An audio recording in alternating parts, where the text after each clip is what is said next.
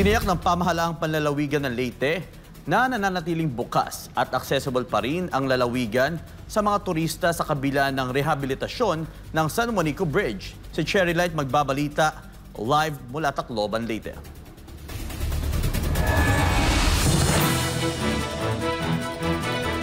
Franco, magandang gabi. Habang nagpapatuloy nga ang rehabilitasyon sa San Juanico Bridge, may mga agam-agam na naapektuhan daw ang turismo papasok sa rehiyon. Pero ayon nga sa mga opisyal ng Leyte, mananatili pa rin bukas at ligtas ang paglalakbay ng mga turista papasok sa lalawigan.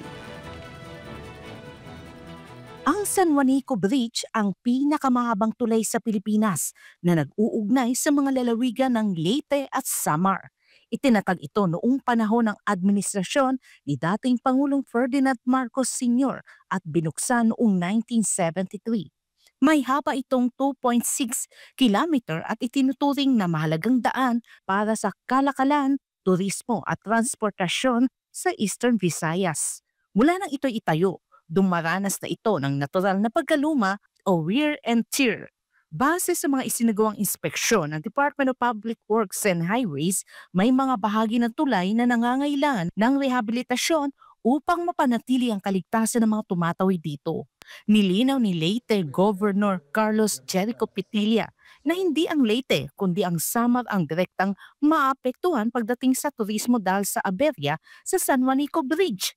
Binigyan diin ng gobernador na ang Leyte pa nga ang pangunahing tagapagtulak ng turismo sa Samar dahil dito matatagpuan ang airport at karamihan ng mga hotel sa rehiyon. Leyte is not affected because ang turista namin tuloy-tuloy. Galing dito sa amin. Maraming papuntang Kalangaman, we don't have to cross the bridge. Kaya lang, there are tourist spots which are in Samar. And they go to Samar pero dadaan ng Tacloban.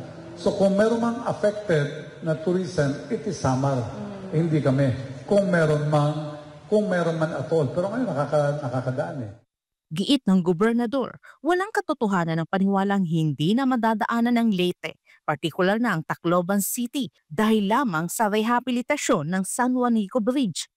If there's any effect at all, it is a misconception that the bridge is impossible, which is not true. It's actually possible at this point. Come to Leyte, come to Samar if you are tourist. Huwag lang kayong magbit-bit ng more than 3 tons na bagahe. Kasi hindi kayo makakadaan sa San Juanico. You'll be all right. Samantala, tiniyak ni Leyte Board Member Wilson Uy na patuloy ang koordinasyon sa mga lokal na pamahalaan upang masiguro ang tuloy-tuloy na aktibidad ng turismo sa rehiyon. Ayon naman kay Provincial Tourism Consultant Frances Ann Petilla, marami na silang inisyatiba upang lalo pang pasiglahin ang turismo ng Leyte kahit pa limitado ang bigat ng sasakyang maaring dumaan sa San Juanico Bridge. Actually, on the Leyte tourism, we are actually doing a lot of initiatives, that to promote Leyte. Well, number one, we are trying to really convince that local tour operators to put their tours online, like Viator, Klook, Get That Guide,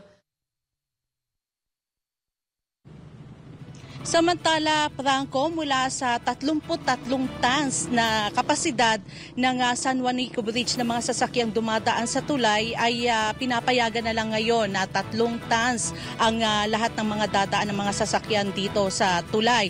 Pero target ngayon ng pamahalaan ay gawin itong 12 tons pagdating na ng Disyembre habang nagpapatuloy ng rehabilitasyon alinsunod nga sa direktiba ng Pangulong Marcos Jr.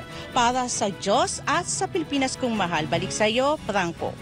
Maraming salamat, Cherry Light, sa iyong live report mula Tacloban City.